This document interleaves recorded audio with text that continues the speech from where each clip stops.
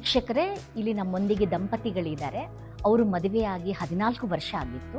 ಹೆಂಡತಿಗೆ 42 ವರ್ಷ ಮತ್ತು ಗಂಡನಿಗೆ 48 ವರ್ಷ.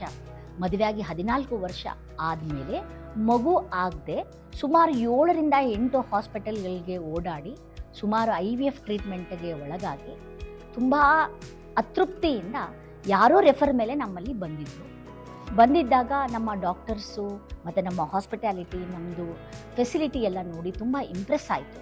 ಇಂಪ್ರೆಸ್ ಆದಮೇಲೆ ಅವರಿಗೊಂದು ಪಾಸಿಟಿವ್ ಬಂತು. ನಮ್ದು 7-8 ಹಾಸ್ಪಿಟಲ್ ತಿರುಗಾಡಿದ ಮೇಲೂ ಇಲ್ಲಿ ಏನಾದರೂ ನಮಗೆ ಸಂತೋಷ ಸಿಗಬಹುದು ಅನ್ನೋ ಒಂದು ಆಸೆ ಅವರಲ್ಲಿ ಹುಟ್ಟಿತ್ತು. ಸೊ ಡಾಕ್ಟರ್ಸ್ ಏನು ಹೇಳ್ತಿದ್ರು, ನಾವು ಏನು ಪ್ರಿಸ್ಕ್ರೈಬ್ ಮಾಡ್ತಿದ್ದೀವಿ ಅದು ಚಾಚು ತಪ್ಪದೆ ಪಾಲಿಸಿದ್ರು. ಫಸ್ಟ್ ಎಂಬ್ರಿಯೋ ಟ್ರಾನ್ಸ್ಫರಲ್ಲಿ ಅವರಿಗೆ ಪಾಸಿಟಿವ್ ರಿಸಲ್ಟ್ ಬಂತು. ಟ್ವಿನ್ಸ್ ಬೇಬಿ ಆದರು. ಆ ಟ್ವಿನ್ಸ್ ಬೇಬಿಯಲ್ಲಿ ಒಂದು ಗಂಡು ಮಗು, ಒಂದು ಹೆಣ್ಣು ಮಗು.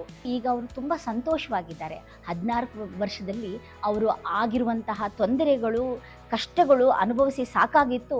ಈಗ ಮನೆ ತುಂಬ ನಗುತ್ತಾ ಖುಷಿಯಿಂದ ಇದೆ ಅಂತ ಹೇಳ್ತಾ ಇದ್ದಾರೆ.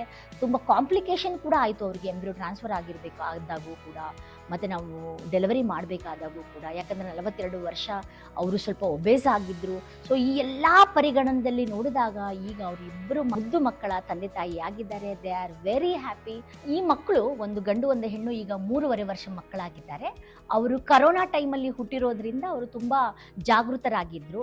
ಈಗ ಅವ್ರ ಫ್ಯಾಮ್ಲಿಯಿಂದನೇ ಒಂದು ಡೆಲಿವರಿ ಆಯಿತು. ಅವ್ರಿಗೂ ಒಂದು ಗಂಡು ಮಗು, ಒಂದು ಹೆಣ್ಣು ಮಗು ಆಯಿತು. ಮತ್ತು ಇನ್ನೊಬ್ಬರನ್ನ ಇವತ್ತು ಕರ್ಕೊಂಡು ಬಂದಿದ್ದಾರೆ. ಅದು 3.5 ವರ್ಷ ನಂತರ ನಮಗೆ ಮಕ್ಕಳನ್ನ ತೋರಿಸ್ಬೇಕು.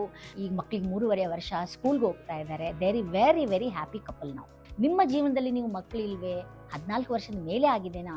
ವಯಸ್ಸು 40-45 ವರ್ಷ ಆಗಿದೆನಾ? ನೀವು ಚಿಂತಿಸಬೇಡಿ. ಒಂದು ಸಲ ವರ್ಧಾನ್ ಫರ್ಟಿಲಿಟಿಗೆ ಭೇಟಿ ನೀಡಿ. ಇವರು ಹಾಗೆ ಕೂಡ ನೀವು ಸಂತೋಷವನ್ನು ಕಾಣ್ಬೋದು, ನಿಮ್ಮ ಮನೆಯನ್ನು ಬೆಳಗಿಸ್ಬೋದು.